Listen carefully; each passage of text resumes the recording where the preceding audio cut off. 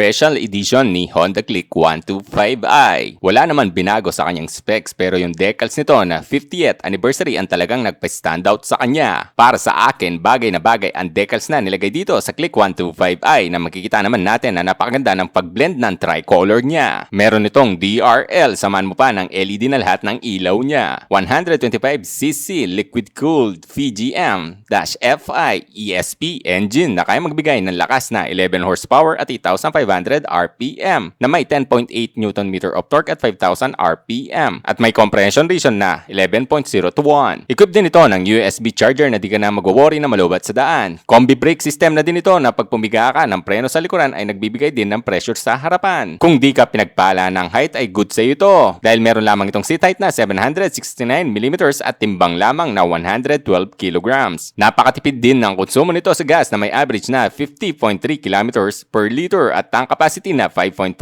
liters. Shutter key, equipped na din ito na safe ka sa kawatan at less hassle sa pagbukas ng iyong under seat storage na may 18 liters na kasya ang half-face helmet. Full digital meter panel na din ito na makikita mo ang mga info ng fuel gauge, voltmeter, speedometer, trip A, trip V at orasan. Nandyan pa din ang gulay board na may kasamang hook sa harapan. Mas pinalapad din ang gulong nito, samahan mo pa na tubeless na. SRP 83,900. Para sa kanyang specs, engine type 4-stroke 2-valve single overhead cam liquid-cooled ESP. Displacement 125 cubic centimeters. Bore and stroke 52.4 by 57.9 millimeters. Compression ratio 11.0 to 1. Maximum horsepower 11 horsepower at 8,500 RPM. Maximum torque 10.8 Nm of torque at 5,000 RPM. Starting system electric with the ACG starter. Engine oil capacity 0.9 liters. Fuel supply system PGM-FI. Fuel consumption 50.3 km per liter. Transmission type automatic V-matic. Suspension sa kanyang harapan telescopic fork at sa kanyang likuran unit swing. Brake type sa kanyang harapan hydraulic disc at sa kanyang likuran mechanical leading trailing. Tire size sa kanyang harapan 90 by 80 by 14 tubeless yan at sa kanyang rear 100 by 80 by 14 tubeless din yan. Wheel type cast wheel. Overall length 1,918mm. Overall width 679mm. Overall height 1,066mm.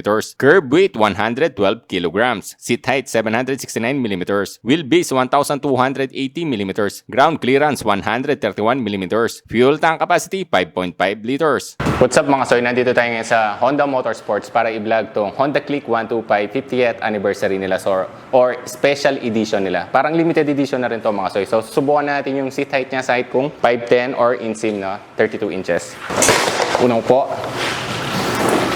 Flat-footed tayo mga soy sa ating height na 5'10 or insim na 32. Tapos yung tuhod natin, hindi siya tumatama. All good siya mga soy. Sa balikat, napakaganda ng ergonomics niya. Relax. So iniba lang talaga dito yung decals niya no, mga soy. Ito pa rin yung Honda Click version 3. Kaya lang ito ay special edition or limited edition ni Honda Click. Susubukan naman natin yung mga helmet natin mga soy. So full face saka half face sa Honda Click 125i. Una na natin yung half face mga soy kung kasya. Tingin ko kasya naman to eh. Half face, check. All good sa half face na helmet. Subukan naman natin yung full face mga soy. KYT. So, subukan natin mga soy. Tingin ko hindi kasya to eh. You know. Negative siya sa full face na helmet mga soy. Pero half face, all good siya. What's up mga soy? Ito pala ang bagong Honda Click 125i Special Edition or Limited Edition niya mga soy. So 50th anniversary to. Ayan, makita naman natin. Honda Philippines Inc. Ayan mga soy. Nandiyan pa rin yung FI niya. Napaka-premium ng datingan nito mga soy. Tapos nandiyan pa rin yung kanyang DRL. Oh. May pa split type pa yung dating dito mga soy. Parang ano, ganda tignan talaga na kanyang LED. Siyempre, ang kanyang turn signal ay LED na rin yan. May red lining siya dito. Yan yung kaibahan niya. Tapos meron siya ditong blue gloss na fairings. Dito white siya. Kumbaga itong iba niya sa Honda Beat, kulay naman siyang blue mga soy. Combi brake system siya. Wala siyang ABS. Pero goods na yun. Pag pumpreno ka sa likuran, nagbibigay rin siya ng pwersa sa harapan. Ito yung mechanism nun mga soy. Diba? Pag pumpreno ka sa likuran. Wavy type ang kanyang disc brake sa harapan at naka-telescopic fork. Single fat lang. Bali size ng gulong mo sa harapan ay 90 by 80 by 14. Federal din siya mga soy. So tubeless na rin yan. Tingnan nyo yung design ng kanyang mags or spoke. Di ba may pa-wavy type. Umangat lang yung pagka-wavy niya dahil sa kulay niya, bronze mga soy. Napakalinis din ng kanyang inner dito. Ayan yung busina niya. Telescopic, all goods. Pagdating dito sa kanyang side profile, talagang nangibabaw ang ganda ng kanyang sticker mga soy. Kumbaga, lalong mas naging brusko yung datingan or aggressive. Meron siya ditong blue Honda sticker. Ayan. Tapos dito, meron siya dito parang dinagdag mga soy para aerodynamics, no? Stick din tingnan. Umangat tong pagka-black nito. May red dito. Siyempre, di mawala ang ating pambansang gulay board. So dito pa rin yung kanyang battery. Maganda rin yung grip ng inyong paa dito. PGM-FI fuel injection yan. Special edition mga soy. Click. Liquid cooled. ESP engine. Meron na rin siyang hook dito. So, pwede mo lagayan yung pinamili mong undox or mga gulay. Dito masasabi. At may bulso siyang maliit dito.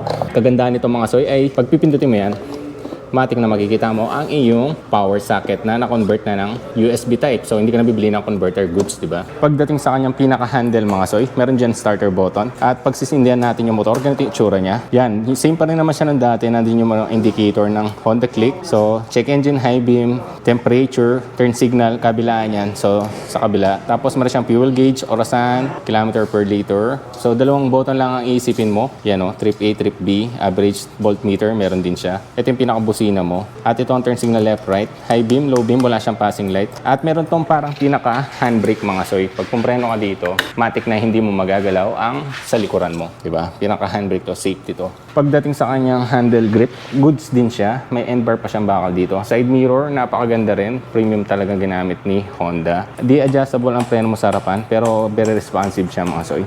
At shutter, key features na rin pala to mga soy. Ito yung dinagdag nila sa Honda Beat naman. Tumatagal na sa click to mga soy. Basta nilagay mo sa seat at pipindutin mo yan, automatic na mabubuksan. Hindi mo na kailangan pang pumunta doon sa likuran mga soy. Nandito na lang, di ba? Pipindutin mo yung mga soy, bubukas na yung pinaka-seat mo. Ayan. So, napakalawak rin na kanyang under storage. So, makikita nyo naman doon sa video natin, doon sa chinek nating helmet, kasya mga soy. Napakalinis rin na kanyang wirings. Yung tank niya, napakaganda. Tago-tago talaga yung wirings, no? So, napakalinis na kanyang looban na kanyang under seat storage. Pagdating naman sa foam, goods din siya. Maganda yung quality. Siyempre, kung gusto mong papalit tong pinaka-leather niya, okay naman. Pero maganda na yung foam niya mga soy.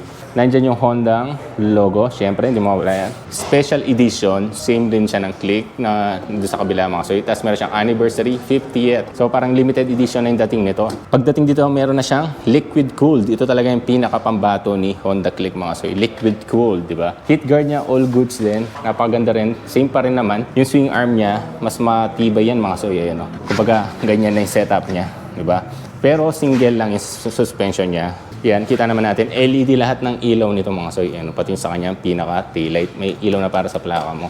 Yung suspension niya, goods din yung quality, hindi siya adjustable. At drum brake ang preno mo sa likuran. Bali, ang size mo sa gulong sa likuran, tubeless na to, federal din. Ang size naman niya, 100 by 80 by 14. Grab bar na yung back ride, all goods din. Maganda rin, no? So, napakaganda rin tignan.